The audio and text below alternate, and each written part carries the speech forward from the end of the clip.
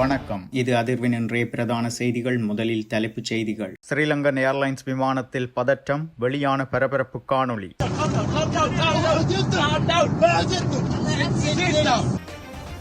Selfie எடுப்பதற்கு police அறிக்கை, அச்சத்தில் நாமல்.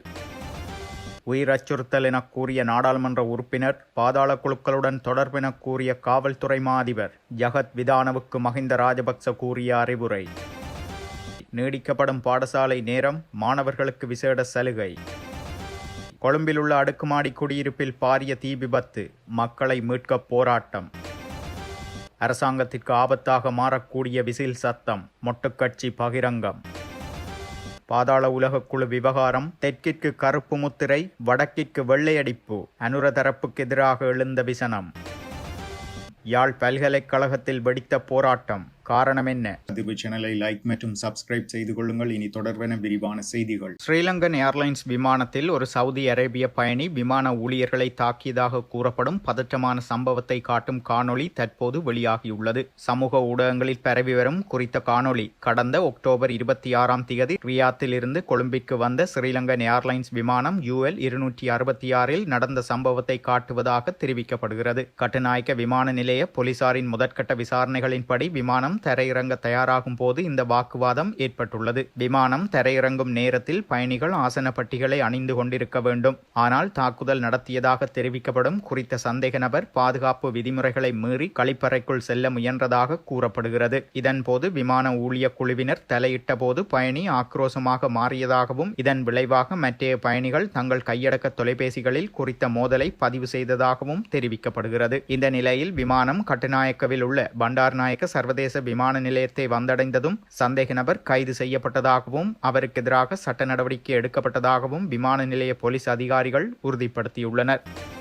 ஒரு விசில் சத்தத்தால் மொட்டு கட்சிக்கு ஆதரவாக மக்களை திரட்ட முடியும் என அக்கட்சியின் முன்னாள் நாடாளுமன்ற உறுப்பினர் இந்திக அனுருத்த தெரிவித்துள்ளார். இலங்கை பொதுஜன பெரமுனவின் கம்பஹா மாவட்ட பிரிவு அமைப்பாளர்களுக்கு நியமனங்களை வழங்கும் நிகழ்வில் கலந்து கொண்டு கருத்து தெரிவித்த போதே அவர் இவ்வாறு குறிப்பிட்டுள்ளார். அவர் மேலும் கூறுகையில், தற்போதைய அரசாங்கம் எங்களுக்கானது அல்ல, எங்கள் மக்கள் கிராமங்களில் பணியாற்றியவர்கள். முன்னாள் ஜனாதிபதி மஹிந்த ராஜபக்சவுடன் பல ஆண்டுகளாக இந்த நாட்டின் வளர்ச்சிக்கு நேரடியாக பங்களித்தவர்கள் நாங்கள். ஒரு விசில் சத்தத்தால் எங்களுடன் ஒன்றிணையக்கூடிய ஒரு சிறிய குழு எங்களிடம் உள்ளதென தெரிவித்துள்ளார். இதேவேளை செல்ஃபி எடுப்பதற்கு போலீஸ் அறிக்கையை கேட்கும் நிலைமைக்கு நான் தள்ளப்பட்டுள்ளேன் என மொட்டு கட்சியின் தேசிய அமைப்பாளர் நாமல் ராஜபக்ச தெரிவித்துள்ளார். ஸ்ரீலங்கா பொதுஜன பெரமுனவின் கட்சி ஏற்பாட்டில் நடைபெற்ற மக்கள் சந்திப்பில் கலந்து கொண்டு உரையாற்றும் போதே இதனை குறிப்பிட்டுள்ளார். இதன்போது தொடர்ந்து உரையாற்றிய அவர், சில அமைச்சர்களின் கனவில் கூட நான் தான் தெரிகிறேனாம், அதனால் நான் மிகவும் அவதானமாகவே இருக்கிறேன். சிலர் எனது அன்பே என எனது பெயரை தொலைபேசியில் பதிவு செய்துள்ளதாகவும் தெரிவிக்கின்றனர். திட்டமிட்ட குற்றச் செயல்களில் ஈடுபடும் கும்பல்கள் மற்றும் போதைப் பொருட்களை கடத்தப்படுதலில் பக்கம் சார்ந்து செயற்படுகிறது.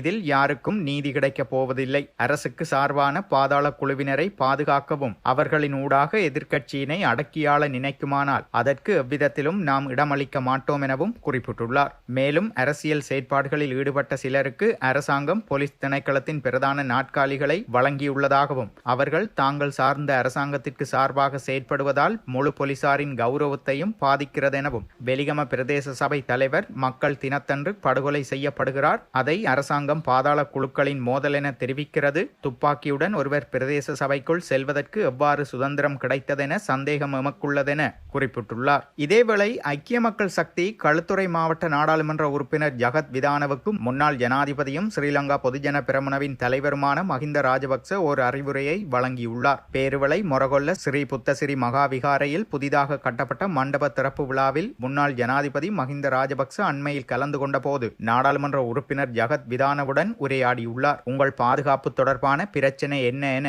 மஹிந்த ராஜபக்ச வினவிய போது, இன்று முதல் எனக்கு பாதுகாப்பிற்காக 2 போலீஸ் அதிகாரிகள் வழங்கப்பட்டுள்ளனர் என ஜகத் விதான பதிலளித்துள்ளார். இதற்கு முன்னாள் ஜனாதிபதி மஹிந்த ராஜபக்ச ஜகத் விதானவுக்கு ஒரு குறிப்பிட்ட அறிவுரையை வழங்கியுள்ளார். நீங்கள் பாதுகாப்பு குறித்து விழிப்புடன் இருங்கள். உங்களால் முடிந்தவரை பாதுகாப்பு தொடர்பான விடயங்களையும் உங்களுக்கு ஏற்பட்ட அநீதியையும் நாடாளுமன்றத்தில் கூறுங்கள். அந்த தகவல்கள், ஆவணங்கள் அனைத்தையும் கன்ஷாட்டில் பதிவு செய்யுங்கள். அவைதான் மிகவும் பெருமதியான ஆவணங்களாக மாறும் என அவர் கூறியுள்ளார். இதற்கு பதிலளித்த ஜகத் விதான, அறிவுரைகளுக்கு நன்றி எனவும் நான் ஏற்கனவே அனைத்தையும் நாடாளுமன்றத்தில் சமர்ப்பித்து விட்டேன் எனவும் அவர் கூறியதாகவும் தெரிவிக்கப்படுகிறது. கொழும்பு நரஹேன்பட்டியில் உள்ள அடுக்குமாடி குடியிருப்பில் தீ விபத்து ஏற்பட்டுள்ளது. தாவரே மாவட்டத்தில் அமைந்துள்ள ஒரு அடுக்குமாடி குடியிருப்பின் 5வது மாடியில் தீ விபத்து ஏற்பட்டதாக கூறப்படுகிறது. தீயை அணைக்கும் முயற்சியை மேற்கொள்வதற்காக தீயை கட்டுப்படுத்த சம்பவ இடத்திற்கு 13 தீயணைப்பு வாகனங்கள் அனுப்பப்பட்டுள்ளன. அடுக்குமாடி குடியிருப்பின் வளாகத்தின் 5வது மாடியில் தீ விபத்து ஏற்பட்டுள்ளதால் மேல் தளங்களில் சிக்கியவர்களை மீட்கும் முயற்சிகள் ஏற்கனவே ஆரம்பிக்கப்பட்டுள்ளதாக கூறப்படுகிறது. இதற்காக 2 ஸ்கைலிப்ட் வாகனங்களும் சம்பவ இடத்திற்கு அனுப்பப்பட்டுள்ளதாகவும், இருப்பினும் தீ விபத்து காரணமாக வெளியேறும் கதவுகள் அடைக்கப்பட்டுள்ளதால் ஸ்கைலிப்ட் வாகனங்களை பயன்படுத்தி சிக்கியவர்களை மீட்கும் முயற்சிகள் மேற்கொள்ளப்பட்டு வருவதாகவும் தெரிவிக்கப்படுகிறது. தீ விபத்துக்குள்ளான கட்டட தொகுதியில் வெளிநாட்டவர்களும் தங்கியிருப்பதாகவும் அவர்களையும் மீட்கும் நடவடிக்கை எடுக்கப்பட்டு வருவதாகவும் தீயணைப்பு வீரர்கள் தெரிவித்துள்ளனர்.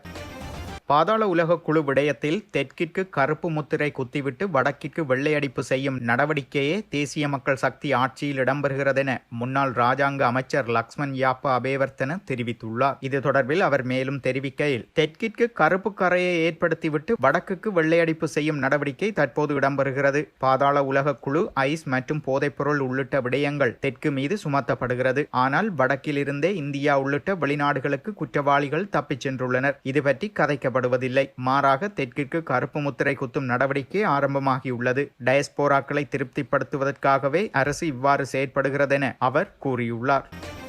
ஆளணி வெற்றிடங்களை நிரப்புமாறு கோரி யாழ் பல்கலைக்கழக ஊழியர் சங்கத்தினர் ஆர்ப்பாட்டத்தில் ஈடுபட்டுள்ளனர். யாழ்ப்பாண பல்கலைக்கழகத்தில் கல்விசாரா ஊழியர்களின் பிரச்சினைகளுக்கும் மாணவர் நலன் சார்ந்த பிரச்சினைகளுக்கும் பல்கலைக்கழக நிர்வாகம் தீர்வு காண வேண்டும் என கோரியே இந்த போராட்டம் நேற்றைய தினம் இடம்பெற்றுள்ளது. யாழ்ப்பாண பல்கலைக்கழகத்தில் ஏற்றுக்கொள்ளப்பட்ட கல்விசாரா பணியாளர் வெற்றிடங்கள் 355 காணப்படுகிற போதிலும் 117 வெற்றிடங்களே நிர்வாகத்தினால் கோரப்பட்டுள்ளது. அத்துடன் பல்கலைக்கழக சுற்று நிரூபத்திற்கு முரணாக தனியார் நிறுவனங்களின் ஊடாக ஊழியர்கள் உள்வாங்கப்பட்டு சேவை ஒப்பந்தத்தின் ஊடாக நியமனம் செய்யப்படுவது தவறு என போராட்டத்தில் ஈடுபட்டவர்கள் சுட்டிக்காட்டியுள்ளனர். அத்துடன் ஏற்கனவே இந்த முறைகேடு தொடர்பாக பல்கலைக்கழக மானியங்கள் ஆணைக்குழுவிற்கும் பல்கலைக்கழக பேரவைக்கும் எழுத்து மூலம் அறிவிக்கப்பட்டும் அவை புறக்கணிக்கப்பட்டதால் போராட்டத்தில் இறங்கியுள்ளதாக போராட்டக்காரர்கள் தெரிவித்துள்ளனர். உடனடியாக வெற்றிடங்கள் அனைத்தும் நிவர்த்தி செய்யப்பட வேண்டும் எனவும் இதற்கு காரணமாக இருந்த அதிகாரிகளுக்கும் தண்டனை வழங்கப்பட வேண்டும் எனவும் அவர்கள் கோரிக்கை விடுத்துள்ளனர். புதிய நேர அட்டவணையின்படி மாணவர்களுக்கு போக்குவரத்து சேவைகளை வழங்குவதற்கு நடவடிக்கை எடுக்கப்படும் என கல்வி அமைச்சு தெரிவித்துள்ளது. பாடசாலை கல்வி செயற்பாடுகளுக்கான நேரத்தை பிற்பகல் 2 மணி வரை நீடிக்கும் திட்டத்தில் எந்தவித மாற்றமும் இல்லை என கல்வி அமைச்சு முன்னதாக அறிவித்திருந்தது. இதற்கமைய மாணவர்களுக்கான போக்குவரத்து சேவை தொடர்பாக போக்குவரத்து அமைச்சுடன் ஒப்பந்தம் ஒன்று எட்டப்பட்டுள்ளதாகவும் கல்வி பிரதி அமைச்சர் மதுர செனவிரத்ன தெரிவித்துள்ளார். அதன்படி தற்போது இயக்கப்படும் சிசுசெரிய உட்பட அனைத்து பேருந்து சேவைகளும் பாடசாலை புதிய நேர அட்டவணையின்படி இயக்கப்படும் என அவர் குறிப்பிட்டுள்ளார். மேலும் புதிய கல்வி சீர்திருத்தங்களின் கீழ் தரம் 5 முதல் தரம் 13 வரையான அனைத்து வகுப்புகளுக்குமான நேரமும் எதிர்வரும் ஜனவரி மாதம் முதல் பிற்பகல் 2 மணி வரை நீடிக்கப்படுவதாக பிரதி அமைச்சர் மதுர செனவிரத்ன குறிப்பிட்டுள்ளார். இத்துடன் செய்திகள் நிறைவடைகின்றன. மறக்காமல் அதிர்வு சேனலை லைக் மற்றும் சப்ஸ்கிரைப் செய்து கொள்ளுங்கள்.